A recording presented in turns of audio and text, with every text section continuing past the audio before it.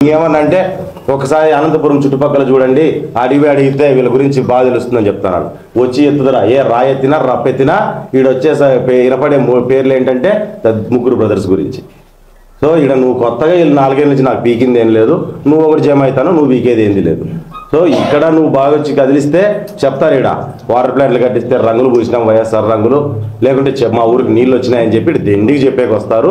నువ్వు వచ్చి దయచేసి వినమ్మా, వీళ్ళతో పాటు అవసరమైతే వీళ్ళు ముగ్గురు సరిపోతే నువ్వు 4వ ఓటు తయారుగా ఇక్కడ తయారైనా నువ్వు ఏం నాకేం చేసేది లేదు. కానీ నువ్వు ఎన్ని మాట్లాడినా నీ నుంచి మాట్లాడుతున్నా నువ్వు చేస్తున్న అవినీతిని బయటికి పెడతా అంటే నువ్వు వెంటనే మా మీద ఏదో బురద చల్లాలని ప్రయత్నం చేస్తున్నావు. నువ్వు ఎంత ప్రయత్నం చేసినా ఇటు జరిగేదేం లేదు. నువ్వు వీటికి వచ్చి కదిలిస్తే నువ్వు ఫైట్ చేయాల్సిన ఎవరి మీద అనుకున్నావు, ఇక్కడున్న ప్రకాష్ రెడ్డి మీద. కాబట్టి నువ్వు అది బాగా గుర్తుపెట్టుకో. నువ్వు అటు ఇటు మాట్లాడేది కొంచెం తగ్గించుకొని ఏదైనా ప్రజల మీద ప్రజలకు ఎట్ట మేలు చేయాలనేది నువ్వు ఆలోచన చేసుకుంటే బాగుంటుంది. ఇంక మేలు చేసే టైం కూడా నువ్వు పోగొట్టేసినావు, ప్రజల్ని పెట్టాల్సిన సమస్య ఆల్రెడీ పెట్టేసినావు. కాబట్టి ఏదైనా నువ్వు ఒళ్ళు దగ్గర పెట్టుకోవాలా. ఈరోజు ఏమన్నా అంటే లోకేష్ ఎన్టీఆర్ పేరు ఎందుకు చెప్తున్నారు, చంద్రబాబు నాయుడు గారి పేరు చెప్పొచ్చు కదా, వాళ్ళ నాన్న పేరు చెప్పొచ్చు కదా అని చెప్పి నువ్వు చాలా అంటే హేళన నువ్వు మాట్లాడేది ఎంత అవలాగి ఉంది. వినేవాడికి నాకు తెలిసి నీకే నీ మనసు ఒప్పుతుందో లేదు నీ స్పీచ్ నువ్వు మళ్ళీ తిరిగి చూసుకుంటే నీ ఇంటర్వ్యూ అనేది. ఈరోజు గొప్ప వ్యక్తుల గురించి చెప్పుకుంటాం, అది నాకు ఇన్స్పిరేషన్ అని చెప్పుకుంటాం. గొప్ప వ్యక్తుల గురించి ఈరోజు పవన్ కళ్యాణ్ ఉన్నారు, ఆయన చెగువీరా గురించి చెప్తారు, మరి లేకపోతే ఈరోజు వివేకానంద గురించి చెప్తారు. ఎందుకు చెప్తారు ఆయన వాళ్ళ గురించి? ఆయనకి ఇన్స్పిరేషన్.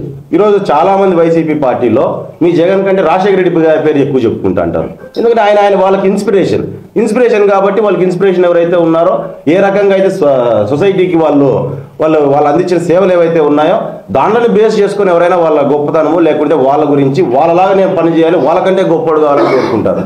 నువ్వు దాన్ని కూడా చిల్లరగా మాట్లాడతా అంటే చీప్ పాలిటిక్స్, దాన్ని బేస్ చేసుకొని చీప్ పాలిటిక్స్ చేసుకొని రావడం కరెక్ట్ పద్ధతి కాదు వెంకటరామరెడ్డి గారు అని చెప్తున్నాం. మరి చివరిగా ఒక విషయం చెప్తున్నాం, పరిటాల రవీంద్ర పేరు పదే అనుకోవాలని ట్రై చేస్తున్నావు. మంచిగా అనుకో, బాగుంటుంది, ఆయన ఆశీర్వాదాలు కూడా నీకు అందుతాయి. మంచిగా అనుకుంటే నువ్వు చెడుగా అనుకున్నావంటే అది నిన్ను ఎక్కడికి దొక్కాలో ఆడికి దొక్కేస్తుంది ఆ పరిటాల రవీంద్ర అనే పేరు. అది నీ నెత్తిన భారం అవుతుంది, బాగా గుర్తుపెట్టుకో. నువ్వు పదే మంచిగా కోరుకున్నావా నీకు ఆశీర్వాదం అవుతుంది, పదే ఇంకో రకంగా మాట్లాడినావా నీ నెత్తిన నువ్వు పోయలేని భారం అవుతుంది పరిటాల రవీంద్ర అనే పేరు కూడా అనే విషయం కూడా మీకు గట్టిగా చెప్తున్నాము. కాబట్టి మీరు ఇవన్నీ చిల్లర రాజకీయాలు ఆపేసి, ఆ చిల్లర మాటలు ఆపేసి ఏదైనా సరే అవసరమైతే నీ పాత్రిత్యాన్ని నువ్వు బయటికి చెప్పుకో, దాన్ని ఏమన్నా నువ్వు ప్రూవ్ చేసుకో. లేదంటే మేము చెప్తాన్నాం, మేము జరుగుతాన అన్యాయాలు మేము చెప్తాన్నాం, దాన్ని నిరూపించుకునే ప్రయత్నం చేయి. అంతేగాని ఇట్లా పిచ్చిగా టాపిక్లు డైవర్ట్ చేయడాలు, మనుషుల్ని బాడీ షేములు చేయడాలు, లేదంటే ఇంకో రకంగా మాట్లాడాలు, ఏదో నేను పెద్ద నేను ఏదో చేయాలి కాబట్టి రాజకీయాలు చేస్తాను, లేకపోతే రాజకీయాలతో నాకేంది, నేను ఎప్పుడో ఇవన్నీ మించిపోయిన నేను వ్యక్తిని అనే టైప్లో నువ్వు మాట్లాడడం అనేది కూడా చాలా తప్పు పద్ధతి అని చెప్పి వెంకటరామరెడ్డి గారికి హితవు పలుకుతూ, తెలుగుదేశం పార్టీ అనేది ఒక చరిత్ర ఉన్న పార్టీ. అందులో ఈరోజు చంద్రబాబు నాయుడు గారు కావచ్చు, లేకుంటే ఎన్టీఆర్ గారు కావచ్చు, ఒక చరిత్రను సృష్టించిన వ్యక్తులు. ఈరోజు నారా లోకేష్ గారు కూడా మరొక చరిత్రను, జరిగిన చరిత్రను తిరగరాయాలని, ఇక్కడ ఉన్న ప్రజల్ని సమస్యల నుంచి దూరం చేయాలని ప్రయత్నం చేస్తున్న వ్యక్తి. చేతనైతే సహకరించండి, లేదనుకుంటే నోరు మూసుకొని ఇళ్ళలో కూర్చోండి. అంతేగాని ఇట్లా పిచ్చి మాటలు, ఆయన మీద తప్పుడు ప్రచారాలు చేయాలనే ప్రయత్నం చేసినా, ఆయన తక్కువ చేసి మాట్లాడాలనే ప్రయత్నం చేసినా తెలుగుదేశం పార్టీ కానీ, తెలుగుదేశం అభిమానులు కానీ, తెలుగుదేశం కార్యకర్తలు కానీ చూస్తూ ఊరికే ఉండరు అని చెప్పి కూడా మీకు అందరికీ తెలియజేస్తున్నాను. అన్నా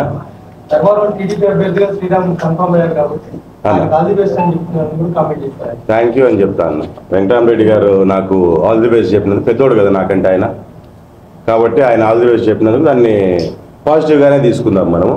థ్యాంక్ యూ. ఖచ్చితంగా ఆల్ ది బెస్ట్ అంటే నీ సమస్యల్ని నువ్వు బయట పెట్టుకున్నట్టే, ఏం కొత్తగా ఇది కాదు. బట్ స్టిల్ పెద్దోడిగా మీరు నాకు బెస్ట్ విషెస్ ఇచ్చారు కాబట్టి థ్యాంక్ యూ వెరీ మచ్. నేను కూడా మీకు కూడా ఆల్ ది బెస్ట్ తెలియజేస్తున్నాను. 2014 గూగుల్ మ్యాప్స్ అని కూడా ఆ ఫోటోలు ఏదైతే నారా లోకేష్ గారు రిలీజ్ చేస్తున్నారు, అది 2014 ఫోటోలు. 2014లో అక్కడ ఒక నైల్స్ హార్టికల్చర్ లేదన్నా, 2014ది అని చెప్పడానికి కూడా దీంట్లో ఒక విషయం ఏంటంటే అప్పుడు అక్కడ హార్టికల్చర్ లేదు, ఇది గవర్నమెంట్ వెట్లాండ్. ఇప్పుడు ఇంకా ఆర్హెచ్లు డైక్లాల్లో ఏమేమి మార్పులు చేసినారో కూడా అవి కూడా వస్తాయి, బయటికి రాకుండా ఎక్కడ పోవు.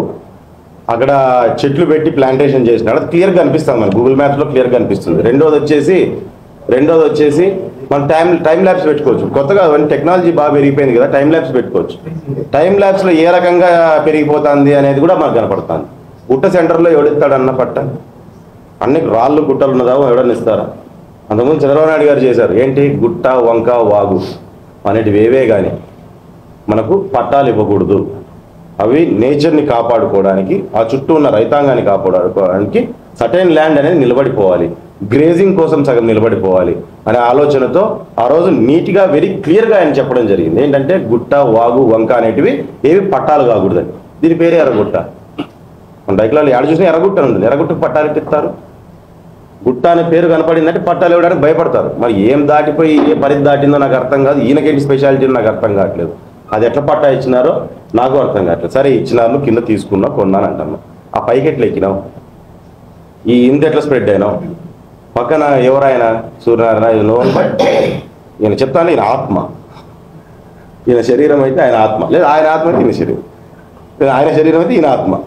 సో ఇద్దరు ఎంత క్లోజ్ అనేది ధర్మవరంలో ఏ పిల్లోడినైనా చెప్తారు, చంటి పిల్లోడినైనా చెప్తారు అనమాట. ఎవరు వీళ్ళిద్దరు అంటే, ఒక వ్యక్తి ఆ పక్కన మేడాపురంలో భూములు ఉన్న వ్యక్తి సపరేట్గా వచ్చి కొత్త కొనాల్సిన అవసరం లేదు. చేయాల్సిన సేద్యం ఆయనకు ఆడే ఉంది కొత్తగా. కానీ ఎవరు ఎంత కొనాలని నేను చెప్పేవాడిని కాదు. కానీ అది ఏ రకంగా వచ్చింది, అది ఎవరిది అనేది, మరి ప్లాంటేషన్ కూడా మందారిలోకి ఎట్లా వచ్చింది, మరి కాంపౌండ్ కూడా మొత్తం అంతా కూడా ఒకటే హద్దు ఎట్లా తయారైందో. ఎంత ఫ్రెండ్స్ అయినా కానీ ఎవడు భూమిలో వాడు ఉంటాడు, అంత హద్దు అంతా ఒకటి చేసుకోడు కదా. అన్నదమ్ములే హద్దులు వేరే చేసుకుంటున్నారు. మన ఫ్రెండ్స్ ఆత్మ మీరిద్దరే ఎట్లా కలుపుకున్నారనేది ఒకసారి అది ప్రజలకు వదిలేస్తాం ఆ సమస్యని. మరి దాంతోపాటు కొట్టాలంటే నువ్వు కొట్టు ఫస్ట్, నీ చుట్టుపక్కల ఇలా కాదు. ప్రజలు నువ్వు కొట్టు, నువ్వు కొట్టు, నువ్వు కొట్టు, నువ్వు కొట్టు, నా పేరు చెప్తే అని చెప్పి ప్రజలను అనే బదులు నువ్వు కొట్టు ఫస్ట్. నువ్వు కొడితే ప్రజలు కొట్టాల్సిన టైం వచ్చినప్పుడు వాళ్ళు కొడతారు.